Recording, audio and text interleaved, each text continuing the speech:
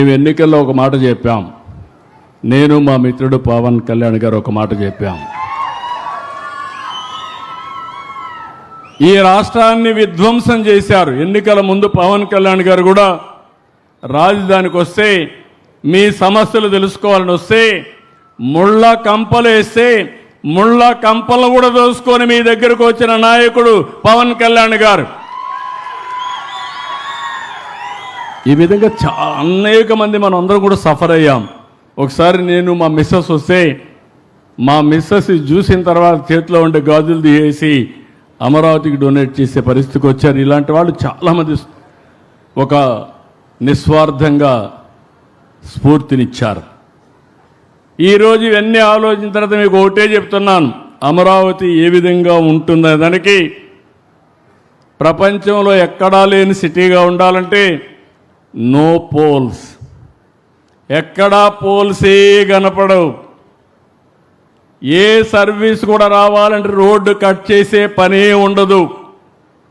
నేను హైదరాబాద్ చూసేవాడిని, సెక్రటరియట్ ముందర, అసెంబ్లీ ముందర ఒక ఆయన వచ్చి ఒకసారి రోడ్డు కట్ చేస్తాడు, ఆయన వెళ్ళంగానే ఇంకొక ఆయన వస్తాడు, నేను కరెంటు నీళ్లు తీసుకుపోవాలి, ఆయన కట్ చేస్తాడు, ఇంకొక ఆయన వస్తాడు, మురుగు వస్తూ ఉంది, పైపు లీక్ అయిపోయింది, మళ్ళా రిపేర్ చేయాలి, ఇంకొక ఆయన కట్ చేస్తాడు.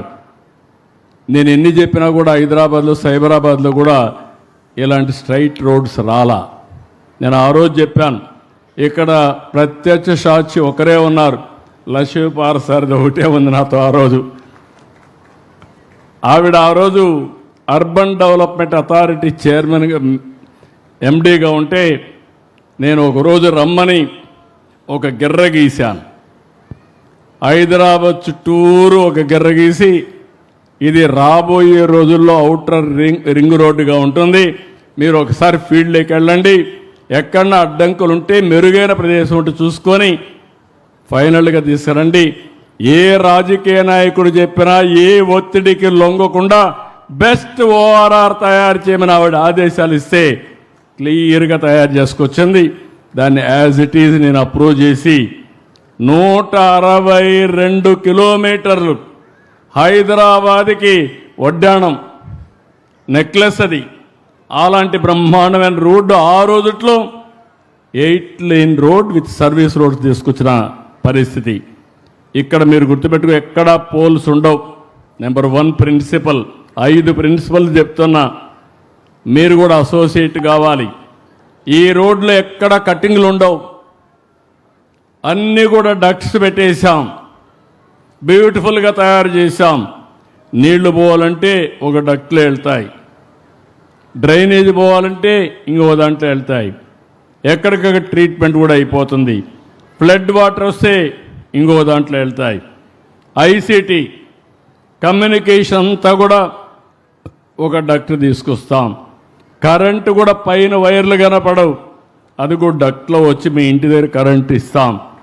ఏసీ కూడా సెంట్రల్ డిస్ట్రిక్ట్ కూలింగ్ పెట్టాం. దీనివల్ల ఒక 20% తగ్గుతుంది.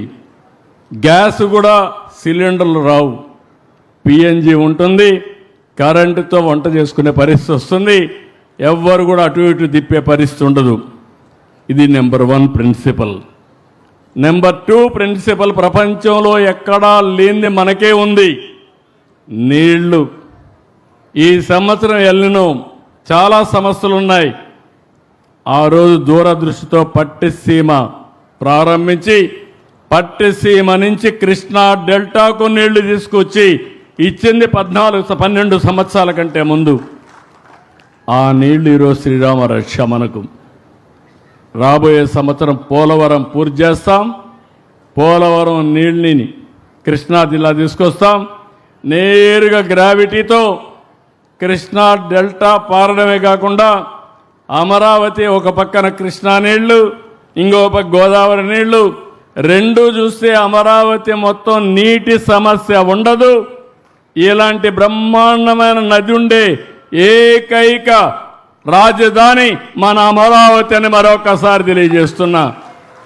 లోపల కూడా వాటర్ పెట్టాం, కెనాల్స్ పెట్టాం. విజయవాడలో కూడా 3 కెనాల్స్ ఉన్నాయి. వెస్ట్రన్ డెల్టాకి ఇంకో కెనాలు మనోహర్ నేరుగా తెనాలి వరకు వెళ్తుంది. అది కూడా వాటర్ ట్రాన్స్పోర్టేషన్ కూడా ఉపయోగిస్తాం.